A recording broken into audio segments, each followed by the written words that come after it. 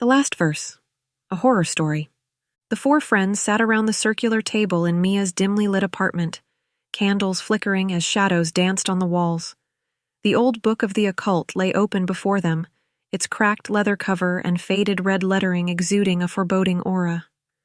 Each of them took turns reading passages aloud, their voices blending with the occasional creak of the floorboards and the soft hum of the refrigerator in the background. They treated it all like a game, each passage more absurd than the last. When it was Mia's turn, her hand hovered over the yellowed pages, her black-painted nails lightly tracing the faded text. "Here's one," she said, her voice tinged with intrigue. "It's a warning. Do not read aloud if in the company of others." She looked up at her friends, her dark eyeliner emphasizing her arched brow. "Should I read it?" Evan shrugged, his lip ring catching the candlelight. "Why not? Probably just another overdramatic curse." "Yeah, let's see what happens," Lila added with a smirk, her black lipstick giving her an almost devilish appearance. "What's the worst that could go wrong?" Derek rolled his eyes. "You guys are ridiculous, but sure, go ahead." Mia's voice was steady as she began to read. "Don't read out loud. Don't say in a crowd. In shadows unseen and sly, all who hear the spoken words will die." As the last word left her lips, the candles sputtered out, plunging the room into an oppressive darkness. A sharp, icy chill filled the air, and the silence was deafening. "Mia?" Lila's voice was faint, barely audible above the pounding of Mia's heart. A sudden click broke the silence as Mia scrambled to turn on the light. When the bulb flickered to life, she found herself completely alone. The chairs were empty, her friends gone as if they had never been there. "Okay, guys," Mia said, forcing a nervous laugh. "You got me. You can come out now." But no one answered. She checked the bathroom, the closets, even under the bed. The apartment was eerily still, and the unease gnawed at her. Finally, she reached for her phone and called each of her friends. No one picked up. Panic set in as the night dragged on with no sign of them. The next morning, exhausted and desperate, Mia decided to visit their homes. At Evan's apartment, she knocked repeatedly, only for a neighbor to inform her that no one had seen him since the night before. The same story unfolded at Lila's and Derek's homes. Her growing dread pushed her to the police station, where she pleaded with Detective Grayson to perform welfare checks on her friends. Hours later, Grayson returned with grim news. "We found them," he said, his face pale. "But they're dead. Each of them was found at home, sitting in their living rooms. And the weirdest part?" He paused, his voice dropping. "They all died at exactly the same time last night."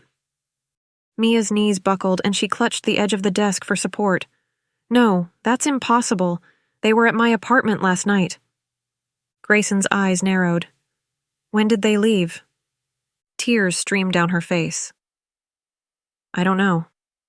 The lights went out, and when they came back on, they were just gone." Grayson ushered her into the interrogation room. "Start from the beginning, and don't leave anything out." Mia hesitated, but eventually told him everything: the book, the verse, the warning she ignored. Grayson's skepticism was evident, but there was something about her story that sent a chill down his spine. "So you're telling me some curse killed your friends?" he asked, his tone bordering on mocking. "I don't know how to explain it," Mia sobbed, "but it's real. I'll show you the book. It's still in my apartment."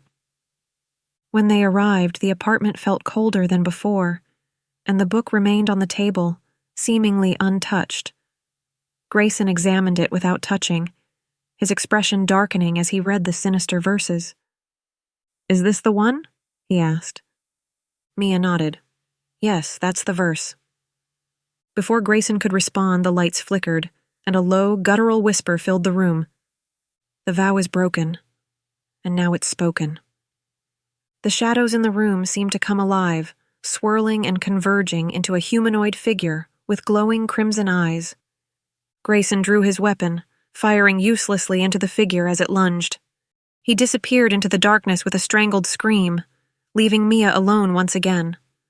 A new verse had appeared, written in what looked like fresh blood in the book. The shadow creature spoke. 1 life to give, for 4 to live. Speak the name, accept the blame. Tears blurred her vision as she whispered, "Whose name?" The figure pointed at her. "Yours." Mia's heart sank as the truth became clear. To save her friends and the detective, she had to sacrifice herself. Choking on her fear, she whispered, "Mia Caldwell." The room was bathed in light.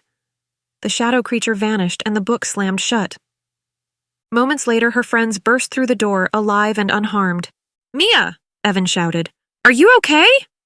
She smiled weakly, relief washing over her. But before she could answer, a sharp pain tore through her chest. She collapsed to the floor. With her final breath, Mia whispered, "You're safe now." Weeks later, Detective Grayson's investigated the strange events surrounding Mia's death.